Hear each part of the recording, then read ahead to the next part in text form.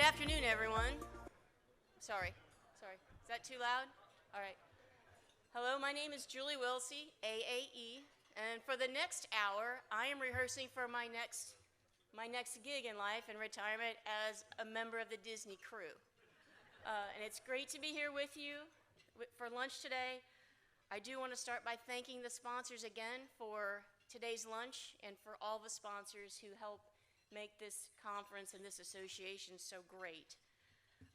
It is really, really important to have all of you involved and to have all of you here, and you can certainly see what a great event it is to have. There are two important things, I think.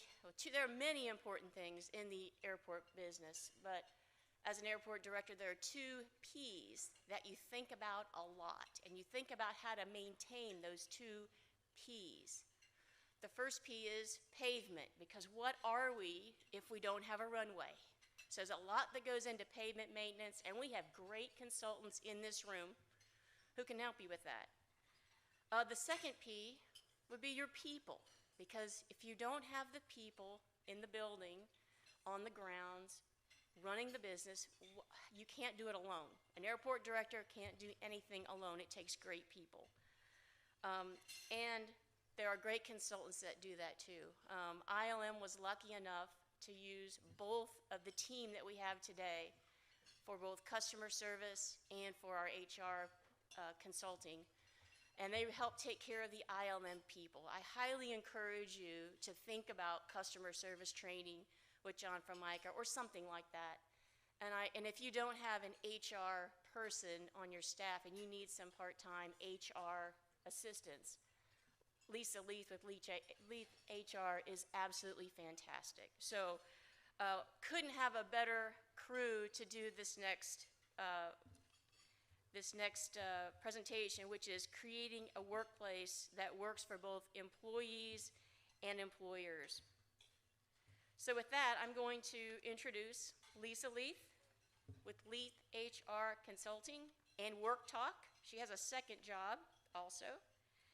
And also, John Formica will come back to the stage, the Disney guy, to also help. So please come ahead. Okay, Lisa, John. And there will be some audience participation, so continue to eat, but be ready. We're going to call on you. I'll go get it. Okay, good afternoon, everyone.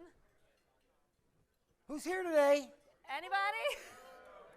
Raise your hand if you're here. All right, just make sure you're here, present and accounted for. Raise your hand if you went to John's kickoff session about customer experience. Okay, that's awesome. You gotta love his energy, right? I'm so excited to be up here and have a little bit of fun talking about good workplace practices that are gonna attract great people and keep them at your organization.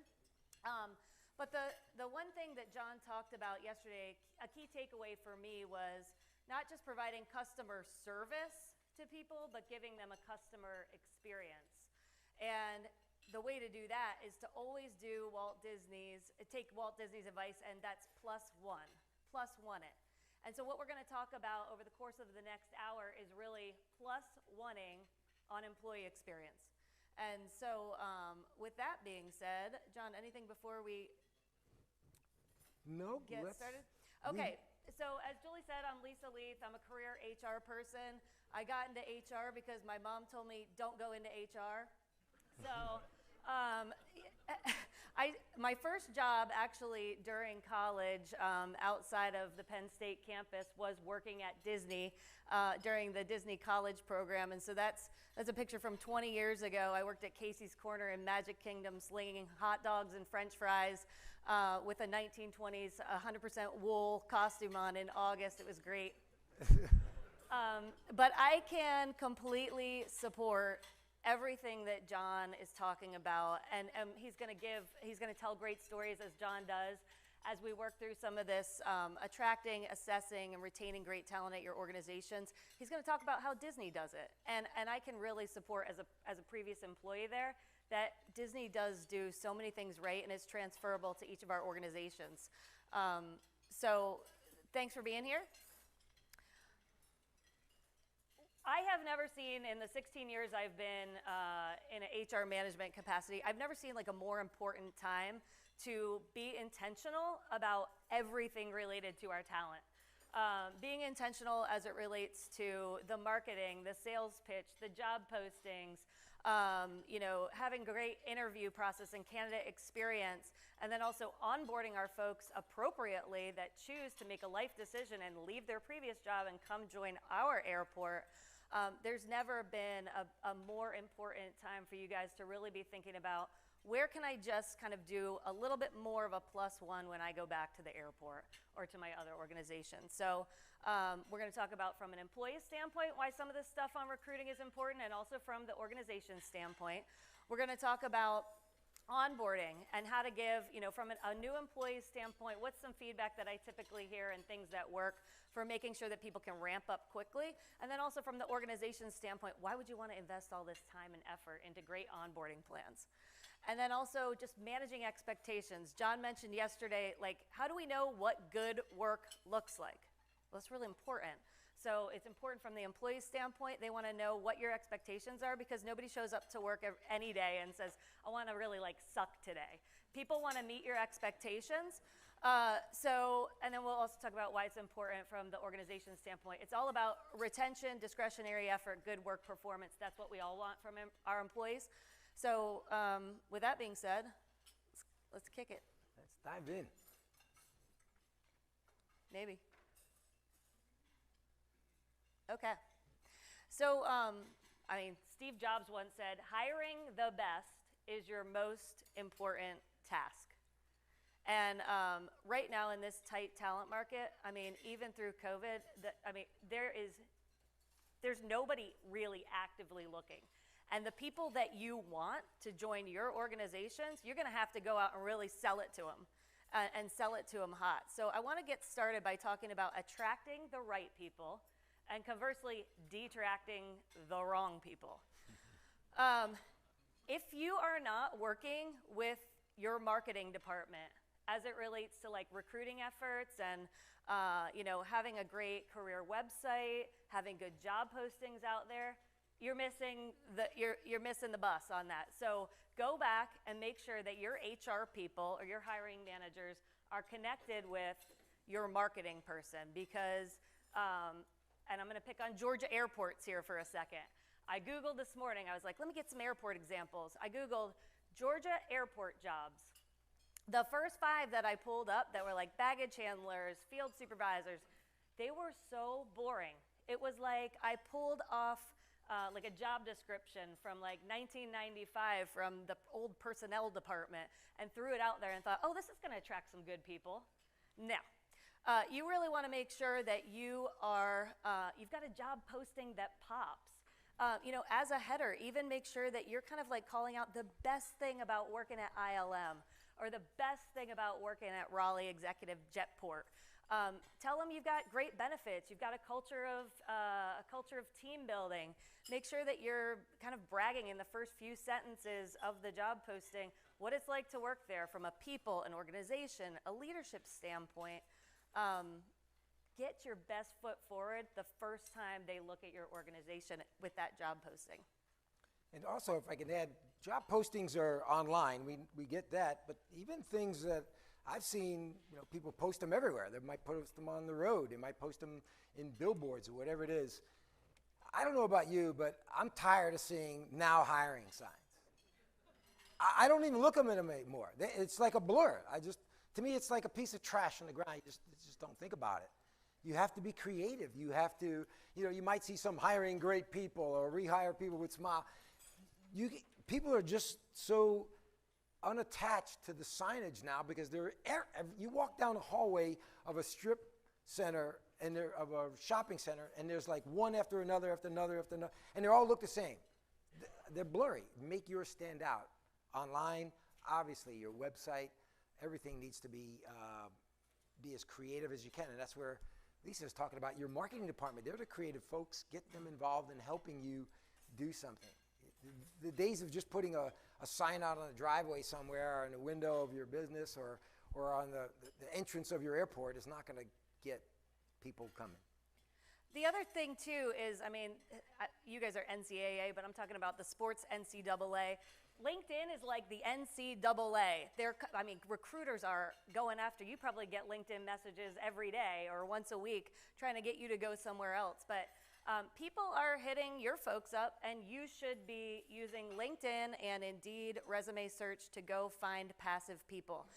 The people that you want, like I said, they're employed. So how are you going to go find them? You got to have a great message about why people would want to come work at your airport, at Asheville Airport.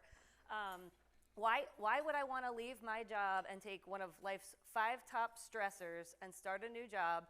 Well, I have to go work for Asheville Airport, because what I read in the first 3 sentences on that job posting or in that LinkedIn message that the recruiter at your organization sends, it's compelling. So to your point about, like, you want to play to people's emotions, hit them with a brick the first time you reach out to these passive folks that you're trying to court and get you to the organization. You really, remember we talked about selling fantasy, curiosity, imagination, and happiness, or those, actually imagination, curiosity.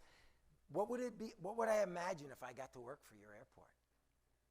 See, you got to plant that seed, and you do it with pictures, not content. You start giving me this much of content, which is, in other words, a job description slapped up on a website or some. I'm not going to read that. But you put a picture of a group of your employees having a great time, lifting bags up or checking people in, or custodial laughing or helping a young couple or with their baby, and they're going, I can imagine me doing that. That looks like a nice, fun job. Plant that seed of imagination, and then the curiosity, of course, is what would it be like if I worked there? And then they'll be happy because you're all great people. So I challenge you guys to go back and reevaluate your job postings that you're putting out there, or the message that your recruiters or your hiring managers are putting out there to passive candidates. Go revisit that. What would it look like if I worked at your organization? I use this term, realistic job preview. We don't want to scare people, but we want to scare them a little bit about what a day in the life would look like in this particular job. As a dispatcher, I'm going to be working 12-hour rotating shifts. As the fire and rescue, I'm going to be, on all the time, and it may not be a lot of action like working for city fire department, but man, when we've got action, we're the best of the best, and so there's pride in that. So everybody's got a smartphone, everybody's got a phone that you can video. Go out to that dispatcher that's your best dispatcher. Take a video about what's a day in the life.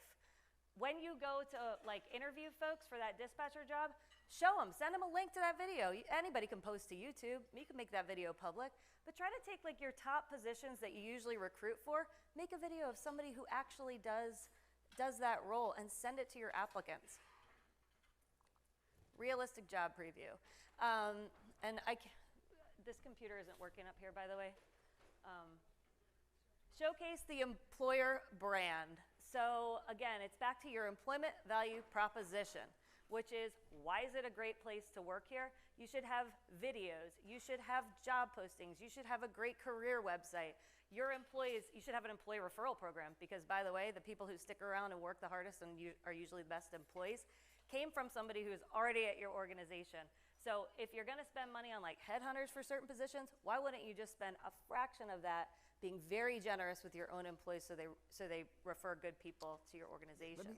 How many of you have referral programs where you do something? What do you do? What do you do? Just shout out. What do you offer? Huh? $500 if I get if I recommend somebody and they last how long? 6 months. Awesome. Give me anybody else? 2,000. Love That's it. good. Love it. Okay? Here's the problem with many businesses, even yours. Okay? Even yours. You will talk about this to the employee when they get hired as you're going through the handbook, or you're talking about all the benefits that your wonderful airport business does. And by the way, if you refer people, we'll give you $500, we'll give you $2,000. You're like selling them how great you are. It's awesome. That's awesome. But then what happens is nothing. Yeah. And that employee forgets about that benefit, and you assume that that's the greatest benefit in the world. Why aren't we getting anybody? So this is what I used to do with my staff. Now, I didn't do 2,000, but we did when things were a little different, and this is the old days, but we used to, if you recommended an hourly employee, you got $100 if the person lasted 90 days. You get $100. So typically what happens is, okay, that person gets hired, they last 90 days, you get $100 in your check, your paycheck. No. What I used to do was, at my staff meeting, or when I had everybody in that group there, I would say, by the way, Lisa just recommended Mary to work in our department. So let's give Mary a congratulations because she's met her 90 days, and everybody give Mary a big round of applause. Mary feel good. But we really need to thank Lisa because she recommended Mary, such a great person. So Lisa, because you recommended Mary, you get $100. And what I used to do is get 100 $1 bills. And I would go, come on over here, Lisa, and I'd go, 1, 2, 3. Come on, everybody, count. 4, 5. And by the time you got to 50, 60, 70, the eyes are going, I know like 10 people right now that I could recommend. You got to keep a top-of-mind awareness so that everybody knows. And then HR would say, well, you can't do that. Yes, I can do that. I would never say that. I mean, we figured out a way to get it back into paycheck and taxes and all that good stuff. But you want the shock and awe. And I promise you, you do that. $2,000. You give me $2,000 and $100 bills or something like that. The eyes are up.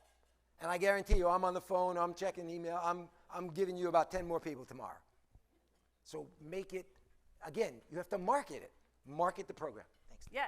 And if you're giving away like a significant chunk of change, like $500, $2,000, make it real for people. Everybody has somebody that you know that you used to work with that you want to work with again. Why don't they come work here? And by the way, you can actually, Keith over here recommended somebody and I paid him $2,000. He's taking his family to Disney World with the employee referral program. So, I mean, make it real. Tell them what they can do with $500. You can go stay at the Omni in Asheville for, probably one night. But try to make it real and tell them what they could do with the money or what somebody else said they were going to do with their bonus money. Okay. Assessing for the right role. So again, it's all about the experience. Candidates can go anywhere right now. They're getting offers on the spots when they go through first round interviews. So make sure that from the time that you're reaching out, it's professional, it's courteous. You're trying to make them happy because you want them to join your organization. They're top talent. You're hiring the best. So make sure that you're being very intentional about that candidate experience, and that starts with interview respect. If I show up to an interview, I'm prepared, I'm dressed nice, I got my resumes all printed out for you, the hiring manager, and you come in a few minutes late, and you're like, oh my God, I'm so busy, sorry for being late, can I get you anything, but I don't really mean it. And so just basically being on time, being reliable, showing up, right? But treating the person like you've been planning on meeting them. I was really looking forward to meeting you. I was super impressed that, your fun fact at the bottom of your resume was that you were on the bowling team at University of Tennessee. And so just look at the resume before you walk into the interview. It's basic respect, and that's a great way to kick off the relationship on the right foot, is to just come into it, believing that you have to be respectful of the candidate. And that they may not be just like begging to come work for you, and you've got a little bit of a sales pitch to be doing. I always recommend to hiring managers that you try to limit the points of contact. So candidates, once you start getting like an email from the recruiting coordinator and the hiring manager, and now somebody else is emailing me, it's like, wait, who's my person here? And just to make it seem like you kind of get your act together, put one person in charge of communicating with the candidate so that messages don't get lost. And if you use something like an ADP or a Paylocity, communicating directly through that portal for applications is a great way to make sure that messages don't get missed by anybody involved in the hiring process. I always like to share with candidates what to expect when they get on the Zoom or they show up to the building. I like to tell them, here's who you're going to be meeting with, here's their title, here's how long they've been with the organization, and here's why you're interviewing with them.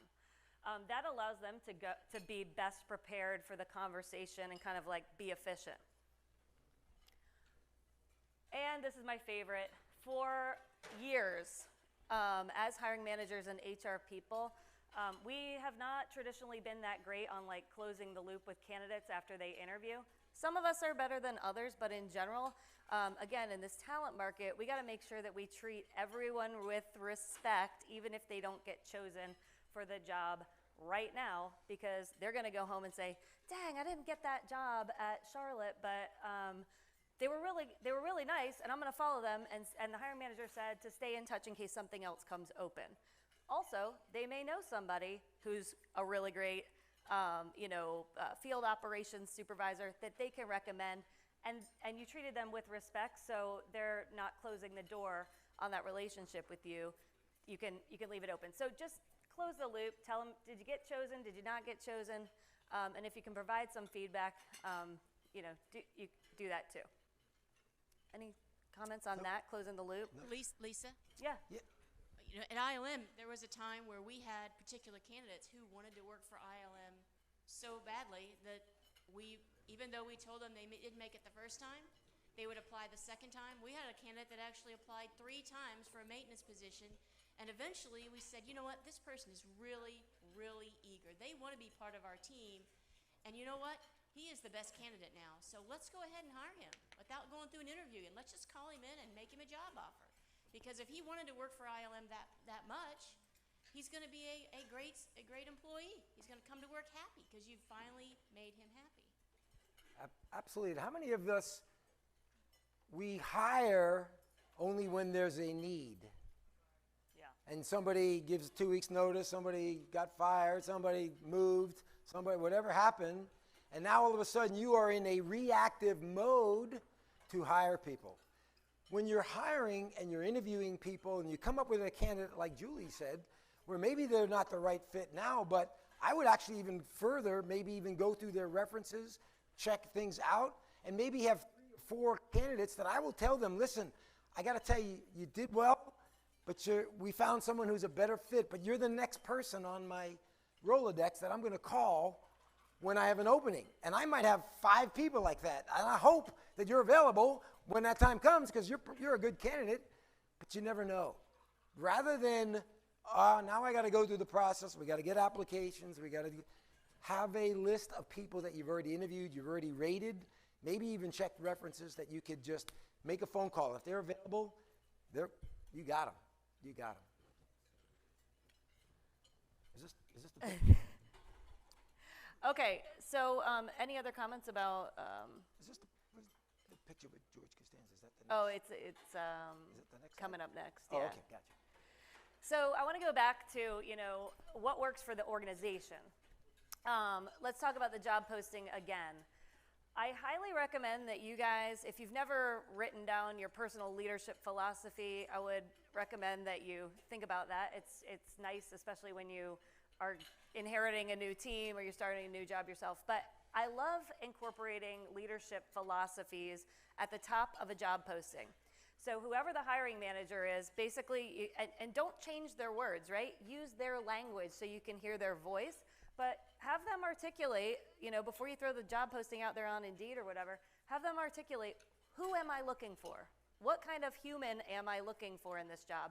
And don't say something about needs to have 5 years of, no. Like, what do you need? Somebody who is a great conversationalist because they're going to be greeting people in the hallways at the airport? Do you need somebody who's very analytical because they're going to work in the finance department and they need to be very autonomous and be able to be conscientious about their work? So I would just say, ask the hiring manager to jot down the kind of person that they're looking for and go ahead and tack that onto the top of your job posting. Again, back to the realistic job preview.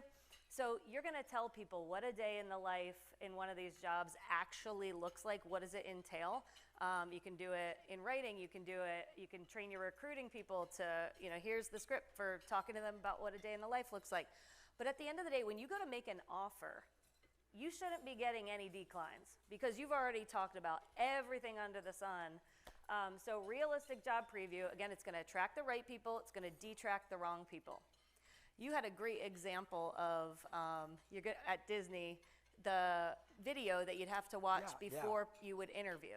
So what happens at Disney, before you even fill out an application, whether it's online or you go to one of the casting centers at the resort, you have to watch this video. And in the video, they will tell you the main reason why you're getting hired is to make people what? Happy. So guess what? You're going to work when other people play, which means many of you, if not all of you, are not going to get a weekend off until maybe the first year of your job.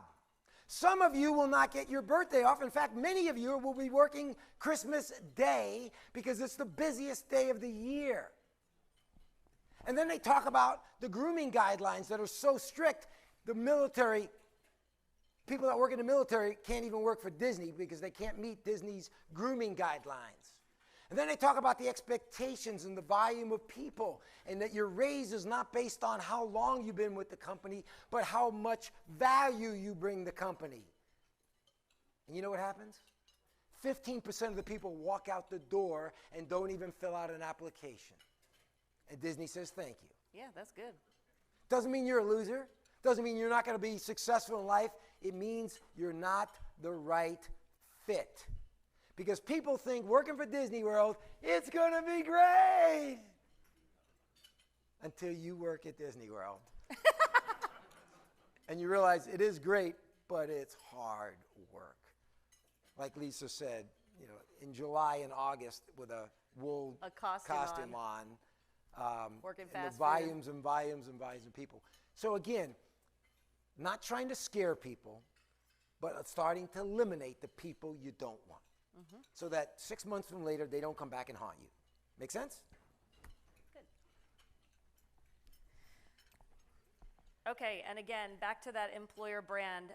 Every chance you get if you're at a career fair, if you're at a conference, you're talking to people at a restaurant, and you are the face of your company anywhere you go, and you're potentially talking to somebody who might want to come work for you. So always be kind of thinking about what's your elevator pitch about why your organization is a great place to work, and use a personal example. Hey, I've been there for 12 years. I haven't left. I've gotten a lot of other job offers, but I haven't left because of my colleagues. And there's a level of commitment. We have each other's back. Like, know what your own personal employer brand is for your organization, and be able to recite that when you're out in the community, potentially talking to people who might work for you or with you. How many, when you talk about marketing for new hires, right? So people ask me questions about how I market my business. Pre-COVID, I'm on the road 110 times a year, speaking all over the world. People are like, how do you book all these events? How do you get all these people to book you for training? And I say, listen, there are 50 different ways to market. I do them all. Because I don't know, one works for one may not work for the other. What creative ways do you use to help market new hires? Anybody? Any creative ways? Anything unusual that you do? I'll give you an example of one that I did, and it's the best one, and this is the one you need to do too. Because remember when I talk about hiring is not a part-time job. Hiring is a 365-day, 24/7 day job. You're always looking. And when you're always looking, and as Lisa said, you define what you're looking for, these people show up. Let me share with you a unique experience that happened with me. I used to manage a 5-star hotel in Washington, D.C. for the Hyatt organization. It's called the Park Hyatt Hotel in Georgetown. And I was the front office manager. And I lived on the outskirts of D.C., Northern Virginia, and every day I would leave my apartment and I would get on the road to drive 45 minutes to get to work because of traffic. But I had a routine. Every day at 6:20-ish or so, I would pull into a Dunkin' Donuts. I would walk in there, Dunkin' Donuts. I would get a black coffee. I just drink my coffee black. I would give them a $1 bill. It cost 50 cents back then. All right? They would give me 50 cents change. I would put it in the USA Today newspaper vending little machine there, get my newspaper out, and I would walk out the door, get in my car, and I would sit in traffic for 45 minutes, and I would read the paper. Now, I didn't totally read the paper, but we didn't have cell phones or check Facebook or email, so I'm just looking at the headlines and reading. Trust me, when you're in D.C. traffic, you're stuck in D.C. traffic. I did this for day in and day out, 6 months. Everything was the same. Till one day, I walked into that Dunkin' Donuts. And I walk into the Dunkin' Donuts, and I go up to the counter, and this person on the counter goes, "Hi, my name is Gloria. What's your name?" "John." She goes, "Hi, John. How are you today?" I said, "Fine." She goes, "I noticed that every day you're here at 6:20 every morning. And in fact, you always order a black coffee, pay by a dollar bill, take the 50 cents change, and you get a newspaper." I'm thinking, man, I'm being like stalked or something, stalked. I'm like, "Yeah?" She goes, "Here's what I want to do. You're our best customer. So here's what I want to do for you. Tomorrow, you don't have to wait in line anymore. What I want you to do is just, when you come in, go to the counter here at the end, and we'll have your cup of coffee with your name on it, black, and there'll be another cup with change. Just put the dollar bill in and take the 50 cents out. You don't have to wait in line. Would that be nice, John?" I'm like, "Yeah." She goes, "Okay." So she gives me my coffee. She goes, "You have a super duper day, John." And I'm walking out the door going, what in the world just happened? Right? I got to get down here to do this. So I'm going, boy, she had too much coffee this morning or something. So the next day, same thing, 6:20, I come pulling into Dunkin' Donuts. I'm online. I'm about 4 people deep. And there's Gloria. She spots me. She does this.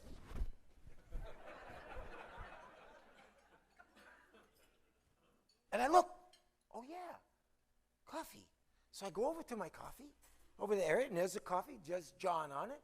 Open it up, black, change, 50 cents. Okay, this is kind of weird, but I like it. This is good. And I go, she goes, "Bye, John, have another super duper day." And I go, "Bye, whatever your name is, thank you." And I'm thinking, why is she doing this? It must be a contest. It must be some kind of thing that they're doing, because nobody does this. Day in and day out, day in and day out, day in and day out, constant. I couldn't take it anymore. I walked up to her and I said, "Gloria, I just want you to know, thank you. What you're doing really means a lot to me. It gets me in and out, but I appreciate how you're treating me. You're awesome." She says, "Oh, thank you, John." I said, "Is there really, like, any kind of reason why you do this?" And she goes, "Why wouldn't I do that? You're our best customer." And I go, wow. And this is what I said to Gloria. I said, "Gloria, I manage a hotel in D.C., and we're always looking for great people like you. Do you know anybody?" And what was I hoping Gloria would say? Me. She didn't. She goes, "Well, I'll think about it. Maybe I know some people." And I was like, oh, man. Darn. I said, "Okay, thank you," right? So, okay. So day in, day out, I'm like, "Hey, Gloria, how you doing?" She's like, "Good. I keep doing this." And then one day I go over to my coffee. I get my coffee. I get my change. I go over to the newspaper machine, and there's no newspapers there. And I'm like, oh. I said, "Gloria, did the newspaper person not come today?" She goes, "No, John." She goes, "I'm so sorry." I said, "Don't worry. It's not your fault. I'll get a paper. Don't worry about it." The next day, I go into Dunkin' Donuts. I go over and go here to get my coffee. What is next to my coffee? A newspaper. That's when I lost it. I said, I'm going right up to her. And I said, "Gloria, I know I told you this before. I really mean this. I'm looking for great people like you, and I am really looking for you. Would you think about ever coming to work for me?" Now, I didn't do it when there was a crowd of people around. It was just the two of us. And she says, "Thank you, I'm flattered, but I'm trying to be the assistant manager. I'm working my way up to maybe be the assistant manager." I said, "Assistant manager? You ought to run the whole Dunkin' Donuts franchise, because you're awesome." She says, "Thank you." Okay? Nothing happened. All of a sudden, one day, she says, "John, you got a second?" I go, "Sure." I walk up. She says, "Well, you okay? What's up?" She goes, "You still looking for people?" "Yes." I had no hesitation. She goes, "You still have any openings?" I didn't have any openings, but I had an opening that day. And I said, yes, because I'm thinking in my mind, I'll fire 5 people today if I have to. I am not. Yes, Gloria, she says, oh, we got a new manager and we kind of don't get along. I said, what's the matter? You're okay? She goes, yeah, he says I'm spending too much time with customers. I said, Gloria, here's my card. Just make an appointment, come see me when I make sure I'm there, right? Lo and behold, Gloria comes to me, makes an appointment. Let me ask you a question. How many of you think I need to interview Gloria? Already interviewed. So I hired her, bring her on board. She wins Hyatt Hotel's #1 employee of the year twice. The only person in the Hyatt history that ever did this. And guess who hired her? Yep. The key is they're out there. Yeah. Keep your eyes and ears open. So, sorry about that. Oh, Go. that's okay. Huh? Yeah. He had to get I back went in to another line. Dunkin' Donuts because I never got any good coffee anymore. Thanks for that story. It's a great employer brand story. I do think that, as far as thinking about the investment that you can spend up front, just give it a +1 when you go back. Whatever you're doing right now as it pertains to posting jobs, attracting people to your organization, +1 it. It's well worth the investment because right now I think the statistic is for this turnover tsunami, half of the people at any of our organizations across all industries are thinking about going somewhere else. So it's very, very important that you hire the right people up front. Let's just talk quickly so we can move on to the next portion of the program here, talking about assessing talent. So, I want to, again, just stress preparation for the interview. What is worse than walking into an interview and you're meeting 3 people back to back? What's worse than being asked 3 times in a row, so tell me about yourself. Tell me about, and literally asking me to walk through my resume. That's fine once, but wouldn't it be nice if you actually kind of structured the interview ahead of time and prepared for, hey, Lisa, you're in charge of the technical interview. Talk to them about the experience that they had at Greenville Spartanburg working on the field. Okay, John, you're in charge of cultural fit. Here's some questions we're going to ask about being an ideal team player, hungry, humble, smart. And so set it up and give people jobs and tell them what they should be asking about rather than just letting everybody free for all. Again, it's just kind of +1ing it and being intentional. Take good notes, familiarize yourself with interview do's and don'ts. And then just, again, after the interview, streamline communications. Don't have, everybody interviewing, the hiring manager, the HR person, like everyone that was in part of the interview process does not need to be touching this person. So just be thoughtful about who is doing the outreach and what that messaging is as well. And then consider, useful assessments. There's all kinds of great assessments out there that I highly recommend people look into. The DISC assessment, which talks about people's motivators and stressors. There's an OMS, there's Forte. There's all kinds of great ways that you can incorporate learning more about people beyond the surface level conversation you get in the 3 hours you spend with them in an interview. It's kind of a deeper dive into who they are as a person and what their behaviors are really going to be like when they get on the job. So it's another data point in making a good decision. Right person, right role, right time, all the time. You want to tell a story about right role? So, that's my favorite character on Seinfeld. Anybody have a favorite character? Yeah, George Costanza was my favorite character on Seinfeld. Funniest guy, I think, on planet Earth. I actually got to meet him because I was a keynote speaker at this large conference, and he was on this panel thing, and they set us together at dinner at the banquet table. I waited for him to sit down, and as soon as he sat down, I sat down next to him. And I said, hi, my name is John Formica. And he says, oh, I'm Jason Alexander. I said, I know who you are. You're my favorite character, and like that. And I said, in fact, I wrote a top-selling book, and I wrote a whole chapter about you in my book. And he went, why? And I said, because I tell a story about you. And he's like, I'd like to hear it. So I told the story, and the story really is about, I didn't know who he was, so I did some research. Did you know that he won a Tony Award for singing and dancing in a musical in Broadway? He's an incredible singer and dancer. Did you know that he was nominated for Academy Award for the part he played with Richard Gere and Julia Roberts in the movie Pretty Woman?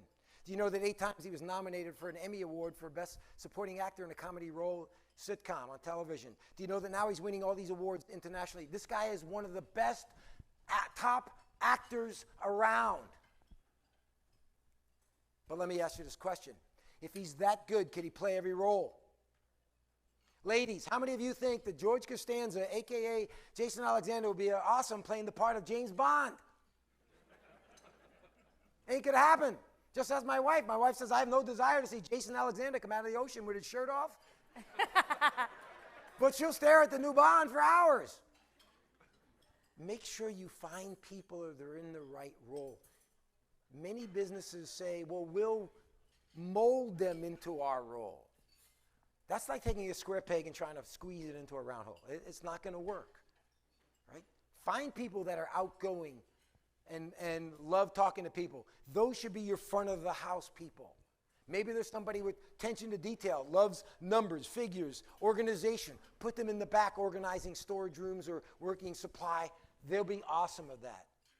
I would love to be your host at your airport, greeting customers when they come in to your airport. Let me do it. I would love it. If anybody's got any openings, sign me up. I would love to do that because I would be in your right role.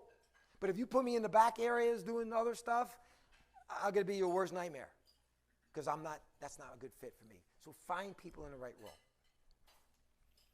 All right, I'm going to turn it over to Julie for a minute.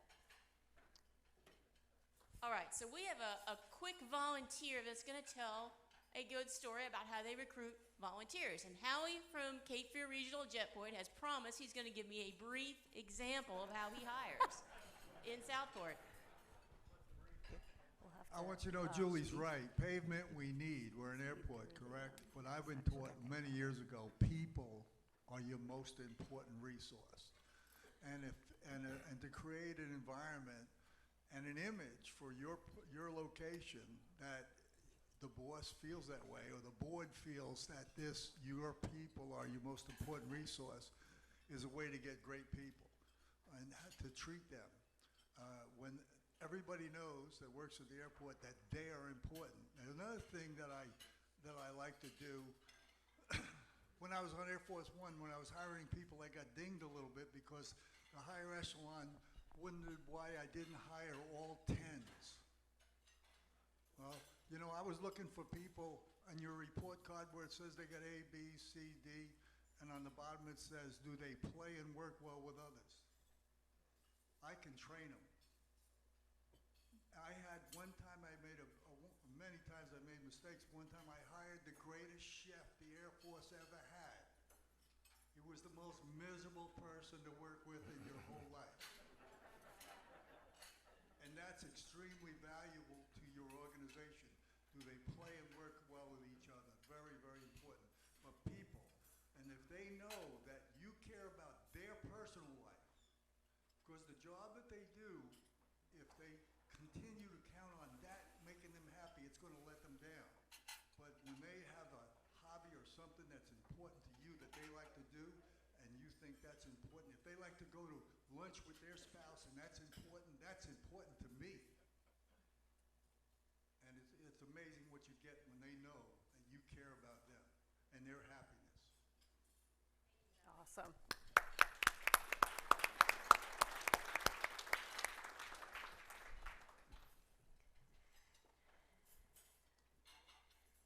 Okay, let's switch gears a little bit. Now you've got them in. They're in the doors. And you want to set them up for success. +1, your onboarding program. Let's talk a little bit about how the employee experience starts the moment they step foot in your door. Is someone there to greet them? Did we remember that they were coming?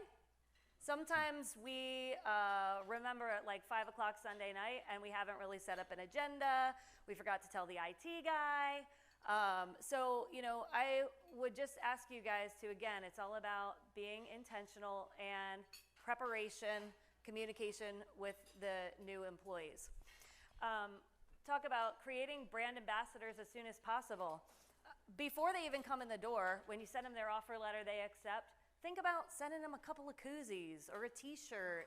And in your letter, a handwritten note would be nice, and say, can't wait to have you on the team. If you post this on social media, make sure you do #ILM. Something like that, but get them, they're already proud, they're excited, they're coming to work for you, they said yes, so why don't you start encouraging them to be one of your brand ambassadors right away. This is something that I've been kind of like enforcing at a lot of my clients right now, is establishing a peer-mentor relationship when people get there day one. When I start a new job, I don't like to ask stupid questions. And most new employees don't want to ask their supervisor a perceived stupid question. So what's sometimes helpful to get them assimilated is pairing them up with somebody who's potentially like in a different department, but same kind of level, that they can go out to coffee, go grab lunch with. They can ask, hey, I just moved here. Where's a good place to eat? Where would you recommend that I like go look for a house? Getting somebody who they can trust and build a relationship with, that bond is going to carry forward for the entire time they work together. And so what you want is for people to really love their colleagues, because that's one of the key reasons people stay. And again, just be prepared. I can't tell you how many times I have gotten calls from new employees saying, you know what, I'm out. Because the supervisor of that department was not prepared. They came in, let's even say like their cubicle or desk was dirty. Nobody offered to take them out to lunch. It's simple things like that. Just have an agenda, have a schedule, send it to them before day one, and make them feel like you're ready for them and they're important. Talking about from our standpoint, make an announcement. I love grabbing like a quick bio from people after they sign the offer letter and saying, hey, tell me something about you. Tell me something personal. Do you have any kids? What are you willing to share with the rest of the team about yourself? Where did you work before? Any kind of like really proud project that you want to share with the team so they can get a feel for what you're bringing to the table. But put an announcement out to everybody and let them know who our new team member is. Prepare, prepare, prepare. So getting that schedule together for day one, literally down to the minute. Are you going to go through employee guidelines, handbook, benefits? Do you remember, hey, that employee referral program? We have one. It's $2,000. You're eligible for it today. So call your friends that you used to work with that you want to work with again. 30, 60, 90 day. If you can spend any extra time on anything we talk about today, I highly recommend that you spend some time, if you have an HR person, spend some time with them before the person shows up, but flesh out, and you can make templates for like your most frequently filled jobs. Get like, what do you expect for these people after the first month on the job? What do you expect after the first 2 months on the job? What do you expect? What does success look like? And it'll make the ramp up time and assimilation period so much better and set this person up for success if you've jotted down some basic thoughts. And it doesn't have to be everything, but something so people know how they can meet your expectations. How many of us give the employee the handbook on the first day of the job and expect them to read it? How many of you think read it? I hope they do, but we don't know. Sometimes we just tell them, we'll give you 20 minutes, 10 minutes, go read, and we walk away. And then that employee, the last page, you sign it and you rip it off and you put it in their personnel file, right? That says that they read it.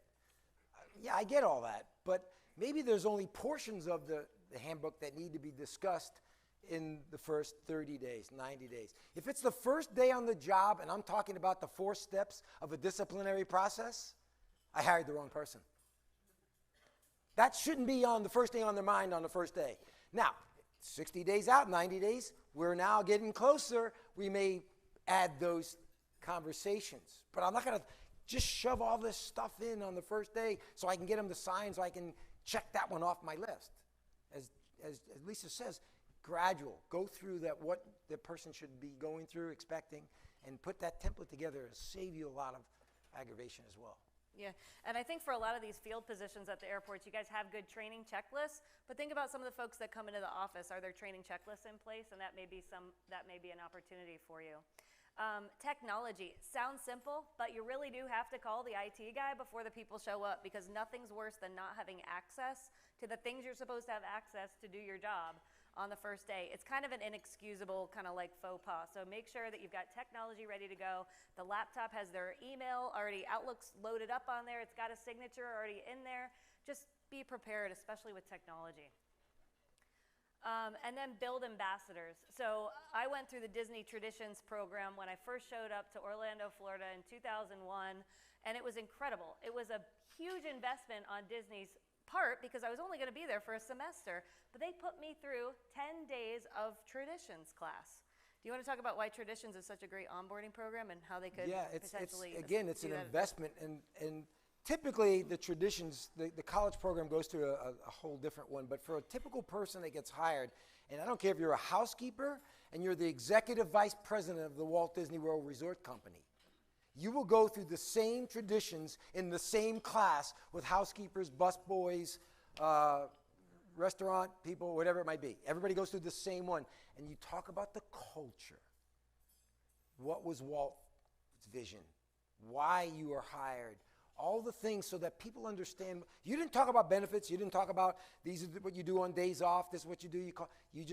So you learn the culture. And I used to think when I first got to Disney, I need these people right away.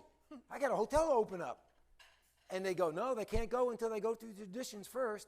And it'd be scheduled like maybe a week out, 2 weeks out.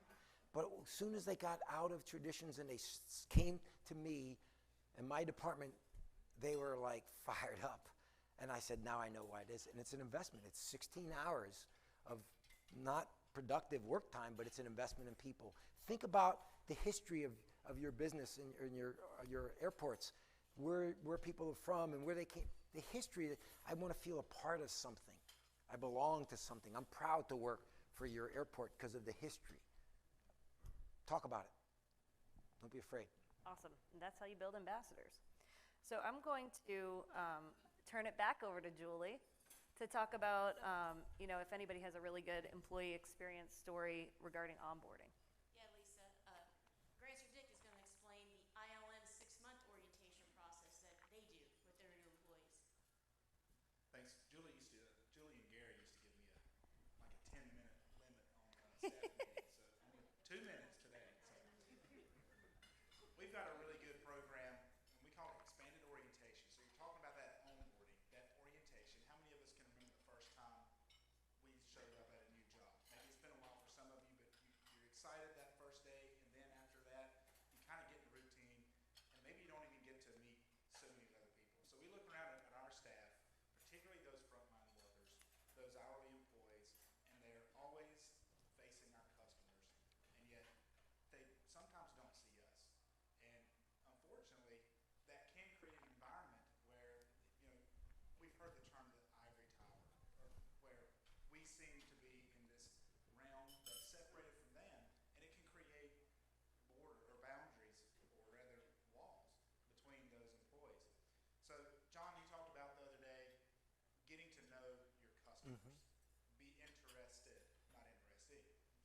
This orientation, expanded orientation, is a 6-month period. It goes through the 6-month trial and employment period that all of our new employees, new hires go through. And during that time period, they will get to touch everybody in our administrative staff. So you go through a period of 2 meetings with each of those employees, and we get a chance to ask them who they are.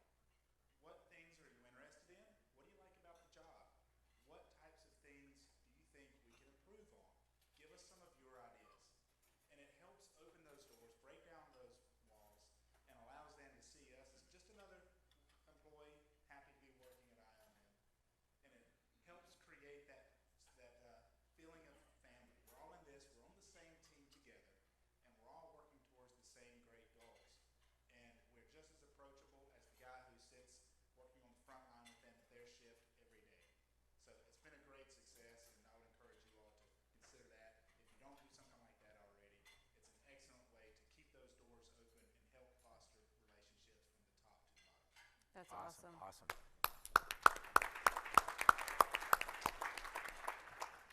That definitely sounds like a gold standard. I mean, so if I'm a new custodian, I get time with each of the leadership team members in the first 6 months. Is that what that's awesome.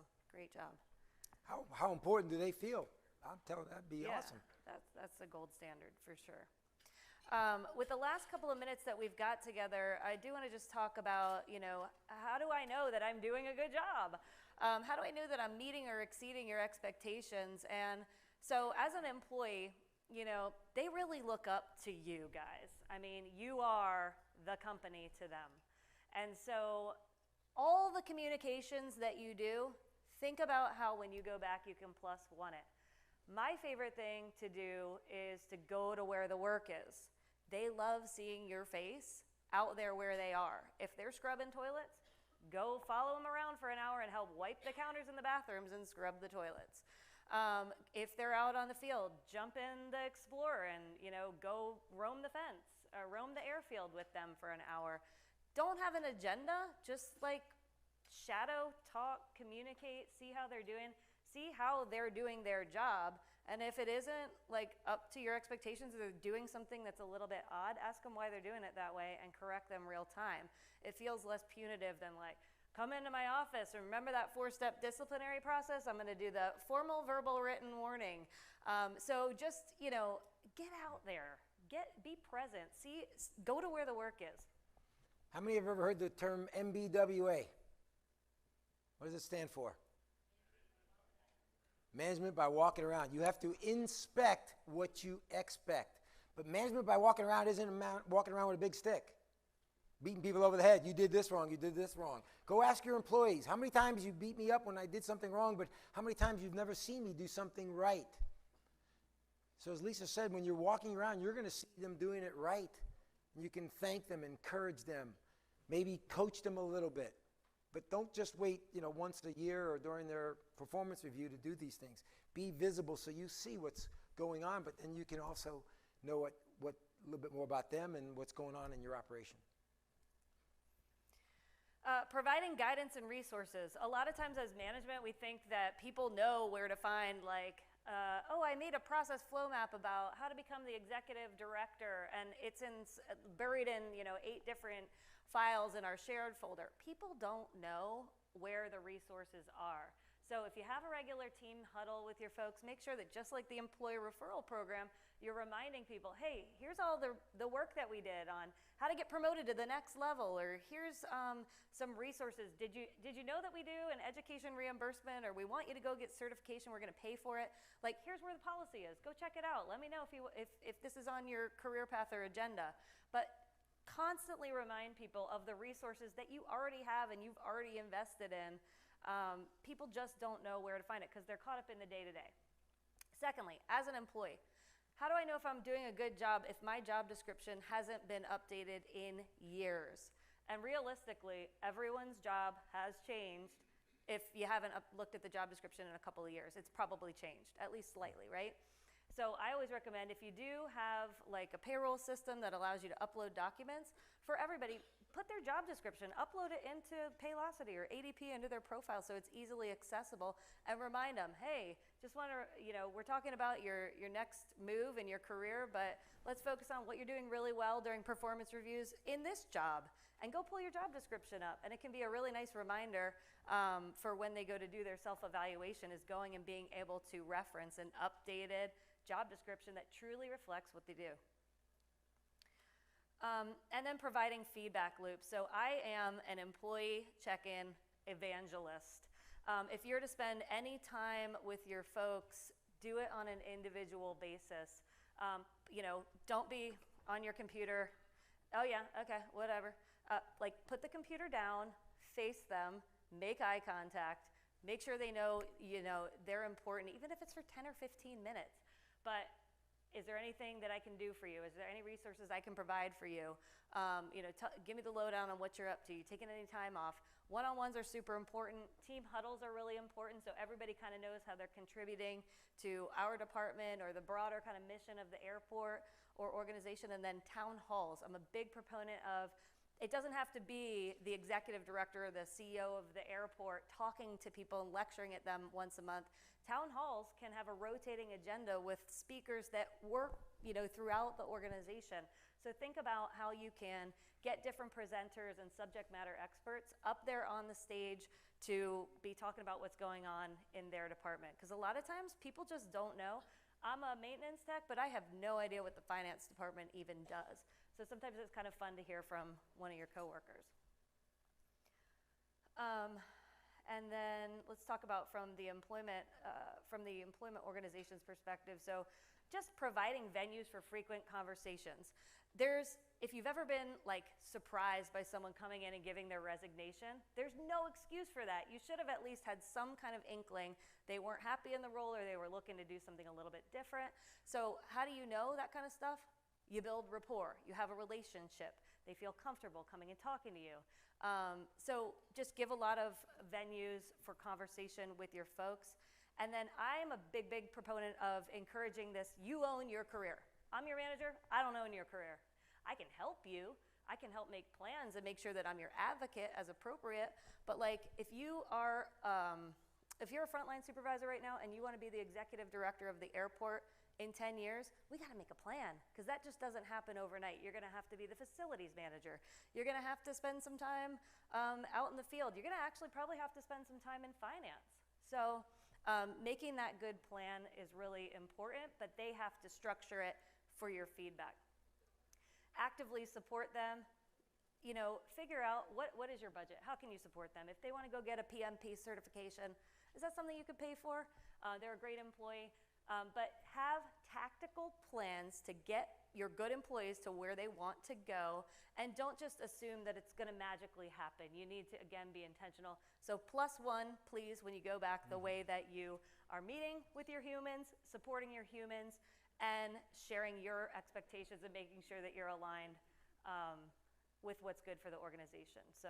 And sometimes you can do it like just take a walk somewhere out of the office, out of the area, because they sometimes will open up more to you than in an office where they're on that side of the desk, you're on the other side of the desk, whatever it might be.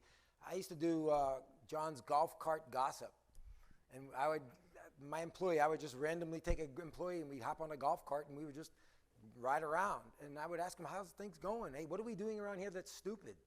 Yeah, just to get them to talk to me and know more about who's doing this, and the kids in the state championship in softball, and next, what do you want to, is there anything you want to be when you grow up or want to do? Is there something, and you, outside of office, they're more likely to open up to you. So try that if you have some people that are maybe not as open to you. I'm going to turn it over to Julie to. And Lisa, Tony Coleman from Fayetteville Regional has a great example of what good work looks like at Fayetteville. All right, what good work looks like is any work that reflects a clear understanding of our mission and related core values. If there is no buy-in of our core values, there's no end by which good work can be accomplished. The acronym RESPECT is used to describe what work looks like in the city of Fayetteville. RESPECT. Find out what it means to me, I'm glad you asked. Good work is evident when an employee demonstrates the R factor, which stands for responsibility. They take personal responsibility for their behavior, their actions, and their decisions. If they're supervisors, they take responsibility for their team's performance and holding themselves and others accountable. Ethics, that factor. They're consistent and honest while giving 100% effort. They use the public trust to guide their actions. S for stewardship. They place the public interest above personal interest. They protect the assets that they're giving, and those include people, time, money, and material. They give more than the customer, and last night I learned the guest, expects. They continually evaluate service delivery. The P for professionalism. They help develop the knowledge and skills of others through coaching and mentoring, and they present a positive image for the city in their appearance and workspace. They participate in professional organizations and enhance their ability to serve. The E factor, the entrepreneurial spirit. They challenge the status quo and are willing to develop and implement process improvements. They use technology to enhance productivity and are willing to take a reasonable risk which may have a positive return to the city. Commitment. They're committed to the city's mission. They're willing to adapt to the changing community and environment. They work with internal and external guests by involving them as appropriate in the decision-making process. And finally, T, teamwork. They work together to accomplish the city's mission and build a sense of unity. They know and fulfill their roles and responsibilities to help the team achieve its goals. They cooperate and collaborate to define goals, complete tasks, and resolve conflicts. They pitch in and go beyond their defined roles. Saying it's not my job may become their reality. They produce results through teamwork and emphasize that there is no I in team. So responsibility, ethics, stewardship, professionalism, entrepreneurial spirit, commitment, and teamwork. So to answer the question, When I go to inspect what I expect, and I see employees respecting our guests and each other, it looks like good work to me. Awesome. I think we might have to get a graphic made for that to give to Lisa, because respect, that's really catchy. Yeah. That's awesome. And I mean, another gold standard, you're talking about your values and behaviors. It's not just what work you're getting done, it's how you're getting that work done. So consider when you go back and you're doing quarterly check-ins or giving your folks feedback or doing annual performance reviews, you should be talking about the how. What behaviors have they done over the course of the last quarter or year that need to be respected? And so thank you for sharing that, Tony. Thank you, Howie. Thank you, Granzer. Thank you, Julie. And you know, John and I, we're so pleased to be doing this with you. We want to just say thank you for sticking around for the lunch today, Lisa Edwards and everybody else at NCAA. You've got my black bags, Leath HR group.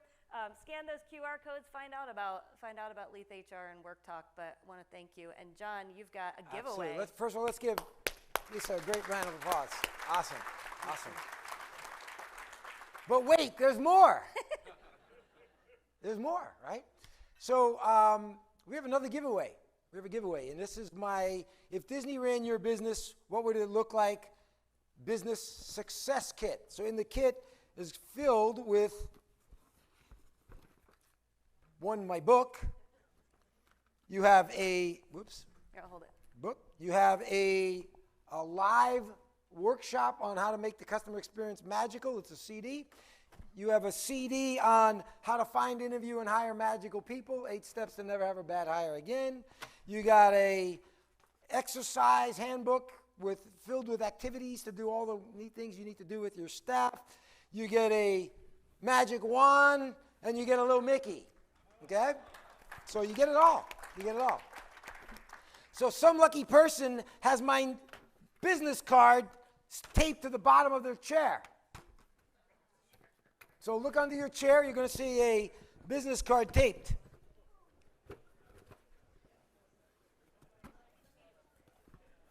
Might want to check some of those vacant chairs too at your table. If you find it, it's like a scavenger hunt. If it's not under your actual chair. Willy Wonka's golden ticket. We have a winner! Have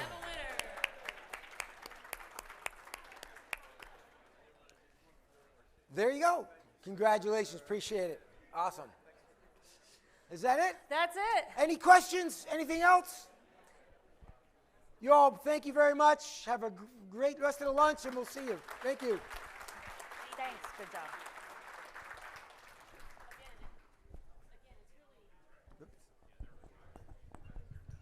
Are we on?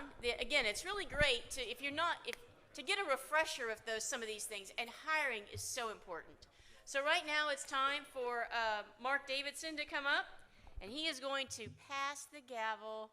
Oh no, I'm sorry. He's going to take the gavel, because Chris White is ready to pass the gavel. But anyway, so we're going to do the passing of the gavel. Thank you.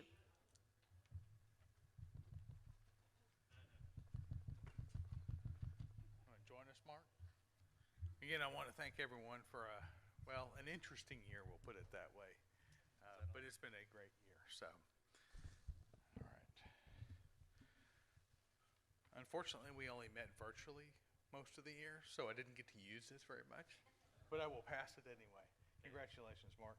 Thank you. Okay. Come here, Chris. Get a picture. Oh, here you go. Give it back.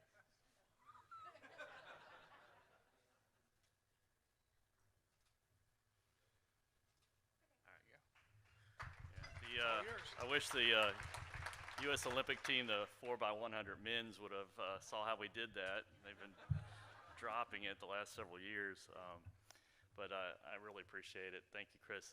Like you just said, this past year was crazy, and I really appreciate you allowing, delegating some of the work, and you just did a great job as president. I appreciate it. Many years ago, Tony Coleman asked me to serve on the board, and I was attending these conferences and work, the regional meetings, and just sort of going along with it. And I was sort of reluctant to get on the board because, we all have jobs, and there's some work that comes along with getting on the board, and so I joined. I went ahead and over time serving the board, I began to get more involved in the organization, and meeting some friends, but it's like the mafia. Once they get you in, you can't get out. But today I'm happy to say, like, I just so many more friends, and enjoyed watching the organization grow. And I encourage many of you to get involved as well and get back to the organization. You won't regret it. Since the first meeting of the NCAA, I think back in the early 80s, I was at Miller Elementary School. Howie was serving President Reagan on Air Force One. The organization has been, ever since that time, has been adding value. A lot of the engineers in the room are getting credits. We partnered with AirTap, and that's what I want to do, just add value and not mess it up. That's my goal this year. So, yeah, I'm really honored to serve the association, and I want to remind everybody, I'm going to give another plug to Winston-Salem. It's coming to Winston-Salem for the first time this next year in April, so block out those dates, April 20th to 22nd. So, also want to make sure I check my notes here. I think the next thing is to once again thank the exhibitors and the sponsors for participating this year. I think Lisa's already gone around and starting to sell for next year, which is exciting.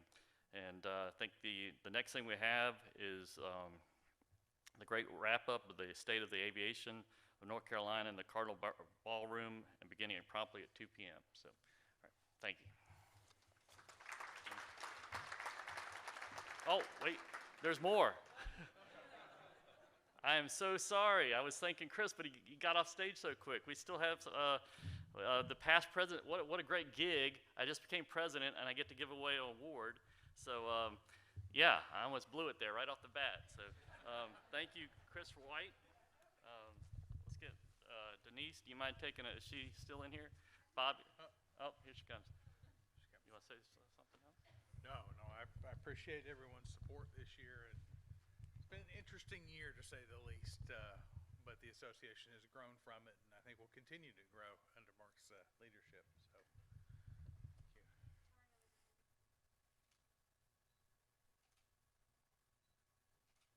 thank you.